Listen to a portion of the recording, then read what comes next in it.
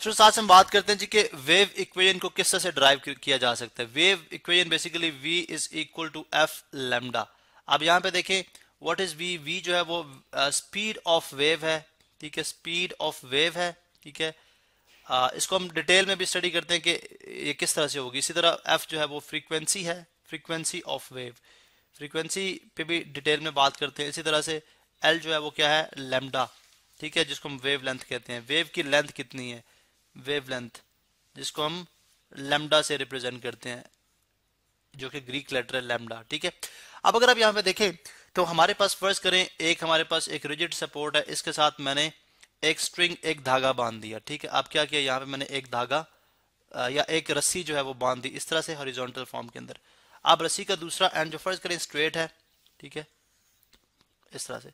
अब रस्सी का जो दूसरा एंड है वो हाथ में है और उसको हम इस तरह से मूव करा रहे हैं कि पहले हम अपवर्ड लेकर जाते हैं एंड देन अगेन डाउनवर्ड। जितनी लाइन यानी मीन पोजीशन से ओरिजिनल पोजीशन जितना आप अपवर्ड लेकर जाएंगे उतना ही अगर आप डाउनवर्ड लेके आएंगे तो आप देखेंगे कि आपके पास एक वेव प्रोड्यूस होगी, आपके पास एक वेव प्रोड्यूस होगी जो कि इस तरह की होगी, जिसको मैं यहाँ पे ड्रॉ करूंगा, ठीक है।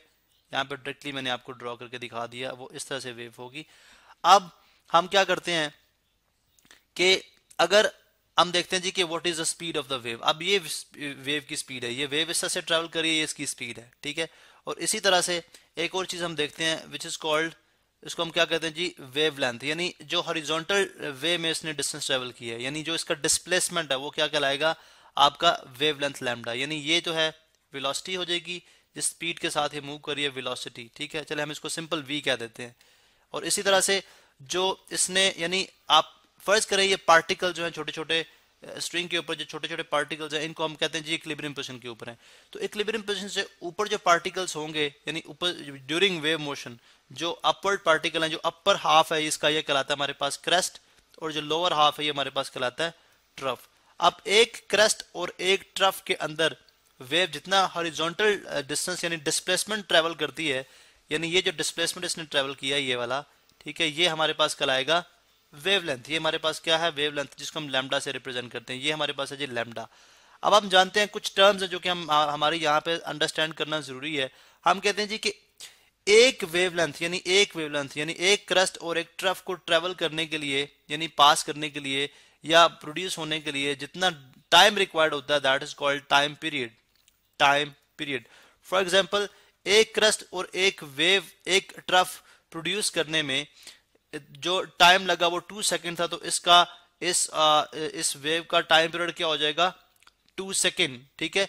इसी तरह से आपके पास एक टर्म है frequency. What is frequency, frequency क्या होती है, फ्रीक्वेंसी होती है हमारे पास कि एक सेकंड के अंदर जितनी वेवलेंथ पास करेंगी, एक सेकंड, देखें टाइम पीरियड तो हो गया। फॉर एग्जांपल जैसे हमने बात की थी कि टाइम पीरियड जो है इसका क्या था, जिसको हम कैपिटल टी से रिप्रेजेंट करते हैं, टाइम पीरियड इसका था 2 सेकंड, यानी एक वेवलेंथ पॉइंट ए से पॉइंट बी तक आने में, पॉइंट ए से पॉइंट बी तक आने में इस वेवलेंथ को जितना टाइम लगा जो कि एक कंप्लीट वेवलेंथ है वो टाइम क्या है 2 सेकंड, और फ्रीक्वेंसी क्या है 1 सेकंड में। अगर आप देखें कि एक वेवलेंथ 2 सेकंड में पास की है तो 1 सेकंड में कितनी वेवलेंथ पास करेगी, जाहिर है हाफ, ठीक है। तो अगर मैं यहाँ पे डिवाइड देखूं तो हाफ किस तरह से आ सकता है, फ्रीक्वेंसी को अगर मैं टाइम पीरियड से डिवाइड कर दूं 1 आवर 2 मीन के 1 आवर 2 सेकंड मीन के 1 सेकंड के कितनी वेवलेंथ पास करेगी, हाफ, 0.5 वेवलेंथ जो है पास करेगी। तो इसकी फ्रीक्वेंसी क्या हो जाएगी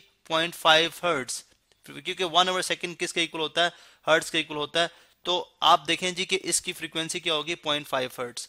अब हम देखते हैं कि अगर लेट सपोज हमने स्पीड मालूम करनी हो इस वेव की, ये स्पीड कितनी है, तो आपने 9th क्लास के अंदर ये बातें पढ़ रखी हैं। स्पीड v इज, यानी हम वहां पे एस से डिनोट करते हैं, एस डिस्टेंस होता है, S is equal to V T होता है। और अगर आपने लेट सपोज हम v की टर्म से बात कर लेते हैं, स्पीड किसके इक्वल हो जाएगी, डिस्टेंस आवर टाइम के इक्वल।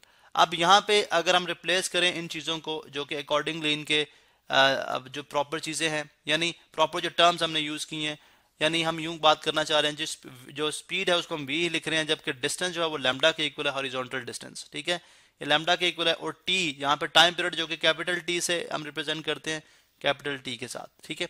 और यहाँ पे हमने एक और बात देखी कि टाइम पीरियड और फ्रीक्वेंसी के दरमियान जो रिलेशन है वो क्या है, इनवर्स है, यानी frequency is equal to 1 over t होता है। यानी अगर आपने फ्रीक्वेंसी मालूम करनी है तो आपको टाइम पीरियड मालूम होना चाहिए, टाइम पीरियड मालूम करना तो फ्रीक्वेंसी मालूम होनी चाहिए। या आप रिलेशन की बात करें तो टाइम पीरियड अगर ज्यादा होगा तो फ्रीक्वेंसी कम होगी, अगर टाइम पीरियड कम होगा तो फ्रीक्वेंसी ज्यादा होगी।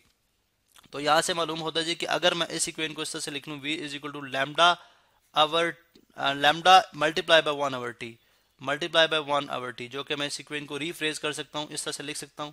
तो ये हमारे पास ये इस तरह इसकी शेप जो बन जाएगी कुछ इस तरह से बन जाएगी। थोड़ा सा हम इसको ड्रैग डाउन कर लेते हैं। इसकी शेप जो बन जाएगी हमारे पास क्या बन जाएगी, v is equal to 1 over T किसके इक्वल है, f के इक्वल है। तो यहाँ पे 1 ओवर टी की वैल्यू लगा दें, v is equal to lambda f और v is equal to f lambda, where v क्या है, स्पीड ऑफ द वेव है, f जो है वो फ्रीक्वेंसी, आप जानते हैं फ्रीक्वेंसी क्या है, और लैम्डा जो है वो क्या है, वेवलेंथ। तो अगर आप यहाँ पे इस रिलेशन को अगर आप देखें तो जो स्पीड का यूनिट होता है वो क्या होता है, मीटर फी सेकेंड, ठीक है। और उसके बाद लैम्डा जो कि वेवलेंथ है मीटर में आएगा, ठीक है। और जो फ्रीक्वेंसी है वो पर सेकेंड होती है, ठीक है, पर सेकेंड इनटू, अगर आप इनकी साइंस भी चेक करना चाह रहे हैं कि अगर ये दोनों साइड्स के साइंस इक्वल ही आते हैं, यानी यहाँ से वेलोसिटी किस तरह से इक्वल हो जाएगी एफ लैम्डा के, तो अगर आप लैम्डा को चूंकि आप मीटर में लेते हैं तो देखिए मीटर फीट पर सेकेंड इज इक्वल टू पर सेकंड, यानी एस अब -1 नीचे क्या हो जाएगा +1, तो मीटर पर सेकंड। यहाँ से हमें समझ आती है जो आपकी वेवलेंथ है, जो आपकी वेलोसिटी ऑफ द वेव होगी वो फ्रीक्वेंसी और लैम्डा के प्रोडक्ट के इक्वल होगी। तो ये थी हमारे पास वेव इक्वेशन।